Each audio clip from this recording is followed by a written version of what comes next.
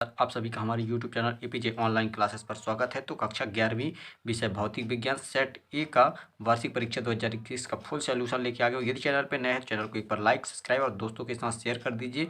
तो चलिए आइए शुरू करते। पूरा सॉल्यूशन देने वाला हूँ एक ही वीडियो में कंप्लीट। तो चलिए आइए बने रहिए हमारे साथ। तो यहाँ पे देखिएगा, ये यहाँ पे पहला है, ये सेट ए के लिए है बच्चे, देख लीजिएगा। जो अभी आपके क्वेश्चन पेपर में सेट ए का आंसर है, ये पूरा आंसर है, तो यहाँ पे मिला लीजिएगा। तो देखिए यहाँ पे प्रश्न क्रमांक 1 का उत्तर है। ठीक है, पहले का तीसरा नंबर होगा 9.4 गुणे 9.46 गुणे 10⁻15। ठीक है, तो इसके बाद देखिए नंबर दूसरा है, इसका तीसरा नंबर होगा विमाहीन होती है, और इसका भी तीसरा अभिकेंद्री बल, चौथा अनंत पर, और पांचवा 4 डिग्री सेल्सियस। ठीक है, तो ये इस तरह से पहले का आंसर कंप्लीट होता है। ठीक है, आप इसको स्क्रीनशॉट लेके और लिख लीजिए। ठीक है, आपको इसी तरह से लिखना है। इसके बाद देखते हैं प्रश्न क्रमांक 2। तो ये रहा आपके प्रश्न क्रमांक 2 का उत्तर। ये नंबर पहला है 1000 या 10⁻2 आप लिख सकते हैं। ठीक है, इसके बाद यहाँ पे ये संवेग, इसके बाद आ जाता है तीसरा 11.2 किलोमीटर पर सेकंड। ठीक है, इसके बाद चौथा गामा, इसके बाद पांचवा देखते हैं, इसमें 2 भर देना है। ठीक है, इस तरह से ये कंप्लीट होता है। इसके बाद देखिए क्वेश्चन नंबर 3। यहाँ पे कार्य का सही जोड़ी है, कार्य का सूत्र होता है बल गुणे विस्थापन। ठीक है, यहाँ पे देख लीजिए आप लोग।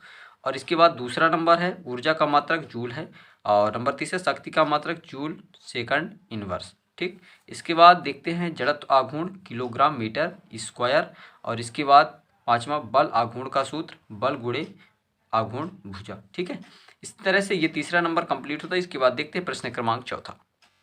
तो ये है आपके प्रश्न क्रमांक 4 का उत्तर। पहला नंबर है, जब दो वस्तुएं गतिमान हो तो एक वस्तु द्वारा पेक्षित दूसरे वस्तु का वेग आपेक्षिक वेग कहलाता है। ठीक है, ये आपेक्षिक वेग किसे कहती है, डिफिनीशन पूछा गया था। यहाँ पे दूसरा क्वेश्चन 0 डिग्री, और इसके बाद तीसरा क्वेश्चन है, इस्पातन एवं रबड़ में इस्पातन अधिक प्रत्यास्थ होता है। ठीक है, ये इस तक कंप्लीट होता है। इसके बाद चौथा नंबर, ये चौथे का है CP माइनस CV बराबर R, और ये पांचवा नंबर हो जाएगा V बराबर R लैम्डा। ठीक है, ये इस तरह से प्रश्न क्रमांक 4 कंप्लीट होते हैं। इसके बाद देखते हैं प्रश्न क्रमांक 5। तो यहाँ पे देख लीजिए, ये 5वें का उत्तर है, ये आंसर लिख लीजिए। ठीक है, ये 5वें का स्क्रीनशॉट लेके, जब किसी निकाय पर इसकी अक्ष पर कार्यरत कुल बाह्य बल आघूर्ण का मान शून्य हो तो उस अक्ष पर कुल कोणीय संवेग का मान नियत रहता है, अर्थात संरक्षित रहता है। इसे ही कोणीय संवेग का नियतांक कहते हैं। ठीक है, ये रहा। इसके बाद देखिए क्वेश्चन नंबर 6। तो ये रहा आपके प्रश्न क्रमांक 6 का उत्तर। ठीक है, पास्कल का नियम लिखना था, तो ये रहा पास्कल का नियम। यदि गुरुत्वीय प्रभाव को नगण्य मान लिया जाए तो संतुलन की अवस्था में दाब के भीतर प्रत्येक बिंदु पर दबाव समान हो रहता है। ठीक है, इस तरह से क्वेश्चन नंबर 6 का आंसर कंप्लीट होता है। इसके बाद देखते हैं प्रश्न क्रमांक 7। तो ये देखिए आपके रहा प्रश्न क्रमांक 7 का उत्तर, व्युत्करण एवं विस्पंदन में अंतर। तो ये रहा विस्पंदन और इधर व्युत्करण, आप इसी तरह से कॉलम बना के लिख सकते हैं। ठीक है, ये रहा इसका, आप स्क्रीनशॉट ले लीजिए। ठीक है, और ये रहा। ठीक, तो ये आप फटाफट से इसका स्क्रीनशॉट लेके और नोट कर लीजिए, और ज़्यादा अगर समझाऊंगा आपको, अगर पढ़ता हूँ तो समय लगेगा। ठीक है, इसलिए ये कंप्लीट होता है। इसके बाद देखिए प्रश्न क्रमांक 8। तो ये रहा आपके प्रश्न क्रमांक 8 का उत्तर। ठीक है, इसके बाद देखते हैं, इसी के आगे थोड़ा सा और है इसका। तो ये रहा, आप इसका स्क्रीनशॉट लेके और नोट कर लीजिए। ठीक है,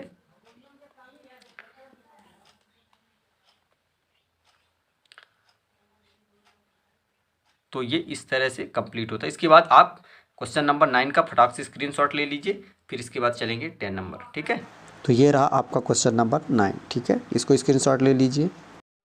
इसके बाद ये रहा आपका क्वेश्चन नंबर 10। ठीक है, तो ये आप देख लीजिए, विकल्प आंकिक प्रश्न दिया गया था।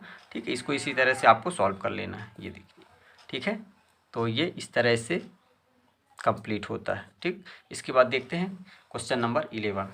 तो ये रहा आपके प्रश्न क्रमांक 11 का उत्तर, इसको आप स्क्रीनशॉट ले लीजिए। इसके बाद ये रहा आपका प्रश्न क्रमांक 12। ठीक है, कार्य ऊर्जा प्रमेय लिखित तथा सिद्ध कीजिए, एक आपका क्वेश्चन है, और इसका आप पूरा सॉल्यूशन देख लीजिए। ठीक है,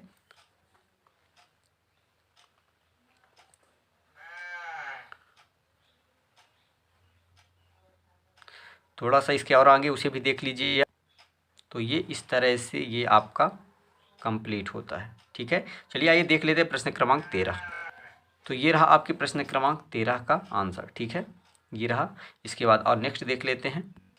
तो ये रहा प्रश्न क्रमांक 13 का, और इस तरह से ये प्रश्न क्रमांक 13 कंप्लीट होता है। ठीक है, तो नेक्स्ट वीडियो में मिलते हैं। अगर वीडियो अच्छा लगा हो तो चैनल को लाइक सब्सक्राइब दोस्तों के साथ शेयर कीजिए। इसके 2-3 क्वेश्चन जो और रह गए मैं नेक्स्ट पार्ट में जल्द ही कराने वाला हूं, तो बने रहिए। उसके बाद जब अगला पार्ट आएगा तो उसमें पूरा सोल्यूशन मिल जाएगा। ठीक है, तो इसको यहीं तक आप नोट कर लीजिए। तब तक तो चलते हैं, मिलेंगे अगले वीडियो में। Thank you, best of.